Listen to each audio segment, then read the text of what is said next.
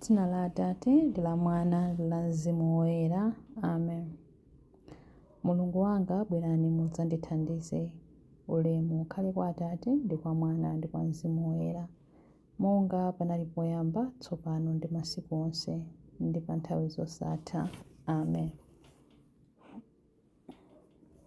Ndiyimba mphamvu yayikulu ya Mulungu, imene idalenga mapiri, imene idalenga nyanja zotambalala, ndikulenganso mlengalenga wopanda malire, ndikuyimbanso luntha limene lidalamula dzuwa kuti lizilamulira tsiku, mwezi umawala kotheratu ndi chilamulo chake, ndipo nyenyezi zonse zimamvera. Ndikuyimba ubwino wa Mulungu umene udadzaza dziko lapansi ndi chakudya. Adalenga zolengedwa ndi liwu lake, ndipo adaona kuti zonse zinali bwino. Ambuye, mmene zozizwitsa zanu zidayalidwira, kulikonse ndingatembenuzire maso anga ndikayang'ana nthaka yomwe ndikupondapo, kapena ndikayang'ana mmwamba mlengalenga, palibe chomera kapena duwa pansi pano chimene sichimapangitsa ulemerero wanu kudziwika. Ndipo mabingu amakwera mmwamba, mphepo imawomba ndi chilamulo kuchokera ku mpando wanu wachifumu. Pamene zonse zimene zimabwereka moyo kwa inu, nthawi zonse zimakhala mchisamaliro chanu, ndipo kulikonse kumene ife tingapezeke, inu Mulungu mumapezeka komweko. Chilimbi 1. Kukongola kwanu kuposa kukongola kwa matupi amene adzafa. Mawu anu onse ndi odzaza ndi chaulere. Mtima wanga wadzaza ndi nkhani yokoma, ndikuyimbira mfumu nyimbo yangayi. Lilime langa lili ngati cholemba chakatswiri, wodziwa kulemba bwino.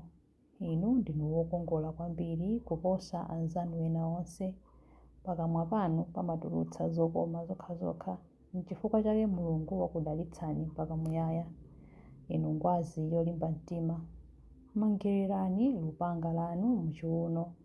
Mu ulemerero ndi ukulu wanu pitani ndi ulemerero wanuwo, kuti mukagonjetse adani anu onse, mukateteze zimene zili zoona, zachifatso ndi zachilungamo. Dzanja lanu lamanja likaonetse ntchito zanu zoopsa. Mivi yanu ndi yakuthwa, imalasa mitima ya adani. Mitundu ina ya anthu imagwa pansi pamaso panu. Mpando wanu waufumu inu Mulungu ndi wamuyaya. Mumaweruza molungama mu ufumu wanu, mumakonda chilungamo ndipo mumadana ndi zoyipa. N'chifukwa chake Mulungu wanu wakusankhani, wakudzozani ndi kukusangalatsani kupambana anzanu ena onse. Zovala zanu zonunkhira mure, alo ndi kasiya. Nyumba zanu zachifumu nzomangidwa ndi mnyanga, mmenemo zoyimbira za nsambo zimakusangalatsani. Ana akazi amafumu ali mgulu la mbumba zanu zolemekezeka. Kudzanja lanu lamanja kwayima mfumukazi yovala zovala zagolide wa ku Ofiri. Ulemu ukhale kwa Atate ndi kwa Mwana ndi kwa Mzimu Woyera, monga panali poyamba, tsopano ndi masiku onse ndi pa nthawi zosatha. Amen. Kukongola kwanu kuposa kukongola kwa matupi amene adzafa. Mawu anu onse ndi odzaza ndi chaulere. Chilimbi 2. Suyo mkwati kamuchingamireni. Tsono mvera kuno mkwati wa mkaziwe, imva mawu anga ndipo waganizire bwino. Iwala abale ako ndiponso nyumba ya bambo wako. Mfumu idzakukonda chifukwa cha kukongola kwako, umuweramire popeza kuti ndiye mbuye yako. Anthu a ku Tiro adzakukopa ndi mphatso, olemera kwambiri adzakunyengerera ndi chuma chawo cha mitundumitundu. Mwana wamkazi wa mfumu ali mchipinda mwake, wadzikongoletsa kwambiri, wavala zovala zoluka ndi thonje la golide. Akupita naye kwa mfumu atavala zovala za maluwa, pamodzi ndi anamwali anzake omuperekeza. Akuwaperekeza ndi chimwemwe ndi chisangalalo pokalowa mnyumba ya mfumu. Inutu zidzukulu zanu zidzalowa m'malo mwa makolo anu. Mudzawasandutsa mafumu pa dziko lonse lapansi.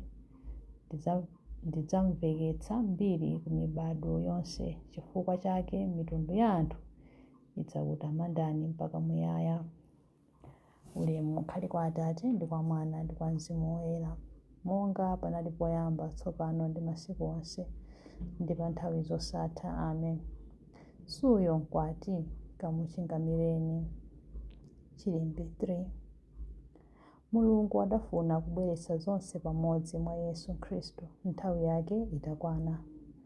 Tiyamike Mulungu, Atate a Ambuye athu Yesu Khristu. Mwa Khristu Iye adatipatsa madalitso onse auzimu kumwamba. Mulungu asanalenge dziko lapansi adatisankhiratu mwa Khristu kuti tikhale oyera mtima ndi opanda cholakwa pamaso pake. Chifukwa chotikonda adakonzeratu kuti mwa Yesu Khristu tilandire ngati ana ake. Atilandire ngati ana ake. Adachita zimenezi chifukwa adafuna kutero. Mwakukoma mtima kwake adafuna kuti tizitamanda ulemu wake. Chifukwa adatikomera mtima kopambana pakutipatsa mwana wake wokondedwa ngati mphatso yaulere. Ndi imfa ya mwana wakeyo Mulungu adatipulumutsa, adatikhululukira machimo athu. Nzazikulu ndi mphatso zaulere zimene Mulungu adatipatsa mochuluka. Mwaluntha ndi nzeru adatiwululira cholinga chake chimene kale chinali chobisika. Zimene adati achite mwakukoma mtima kwake ndi zomwe Iye mwini adakonzeratu kale. Chimene Mulungu adalongosola kuti achite itakwana nthawi chakuti asonkhanitse pamodzi mwa Khristu zinthu zonse zakumwamba ndi zapansi pano. Ulemu ukhale kwa Atate ndi kwa Mwana ndi kwa Mzimu Woyera, monga panali poyamba, tsopano ndi masiku onse, ndi pa nthawi zosatha. Amen. Mulungu adafuna kubweretsa zonse pamodzi mwa Yesu Khristu, nthawi yake itakwana. Mawu a Mulungu. Mawu akuchokera mu buku la 1 Tesalonika 2:13. Pambali yathu timathokoza Mulungu kosalekeza. Timatero chifukwa chakuti pamene mudamva mawu a Mulungu amene tidakulalikirani, mudawalandira osati ngati mawu a anthu chabe, koma monga momwe alili ndithu mawu a Mulungu. Mawuwo ndi omwe akugwira ntchito mwa inu wokhulupirira.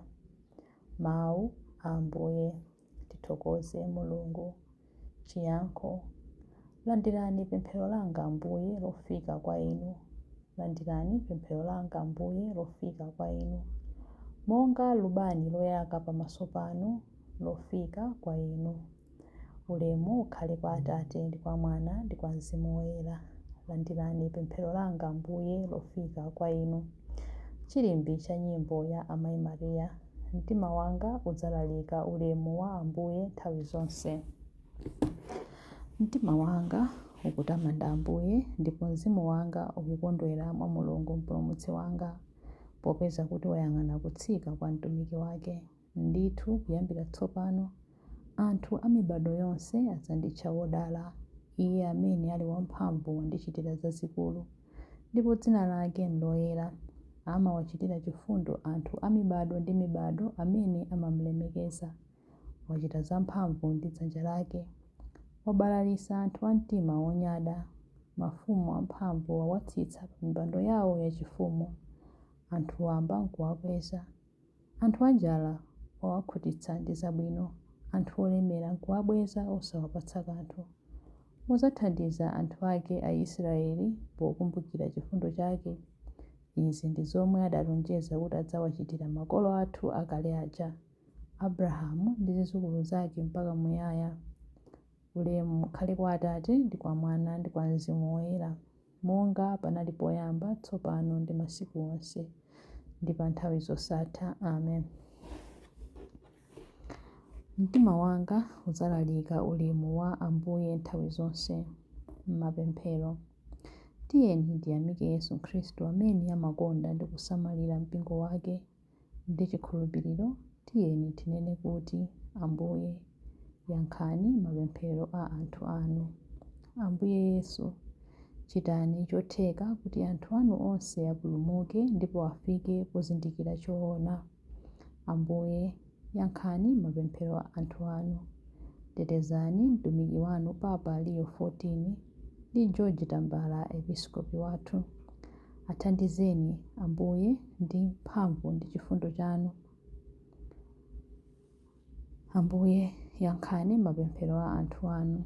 Akumbukireni onse amene akukhumba ntchito zokhulupirika, kuti potero athe kukhala moyo wotetezedwa mwamtendere. Ambuye yankhani mapemphero a anthu anu. Ambuye khalani kuthawira anthu onse osauka, thandizo lawo pakati pa masautso awo. Ambuye yankhani mapemphero a anthu anu. Tikupereka m'chisamaliro chanu aepiskopi onse, ansembe ndi adikoni onse amene adamwalira, kuti athe kukuyimbirani matamando anu pa nthawi zosatha ku mpando wanu wachifumu kumwambako. Ambuye yankhani mapemphero a anthu anu. Ambuye yankhani mapemphero a anthu anu pamene tikupemphera kuti Atate athu muli kumwamba, dzina lanu liyeretsedwe, ufumu wanu udze, kufuna kwanu kuchitidwe, monga kumwamba choncho pansi pano. Mutipatse ife lero chakudya chathu cha lero. Mutikhululukire ife zochimwa zathu, monga ifenso takhululukira adani athu. Musatisiye ife m'chinyengo, koma mutipulumutse ife kwa zoyipa. Amen. Tipemphere. Atate amphamvu zonse, mwatipatsa mphamvu zogwirira ntchito tsiku lonse la lero. Tsono madzulo ano landirani nsembe yathu yokutamandani ndi yothokoza chifukwa cha mphatso zosawerengeka zimene mwatipatsa. Tikupempha izi kudzera mwa Ambuye athu Yesu Khristu mwana wanu, amene ali ndi moyo ndi ufumu limodzi nanu ndi Mzimu Woyera, Mulungu tsopano ndi pa nthawi zosatha. Amen. Ambuye atidalitse, atiteteze ife ku zoyipa zonse ndi kutifikitsa ku moyo wosatha. Amen. Dzina la Atate ndi la Mwana ndi la Mzimu Woyera. Amen.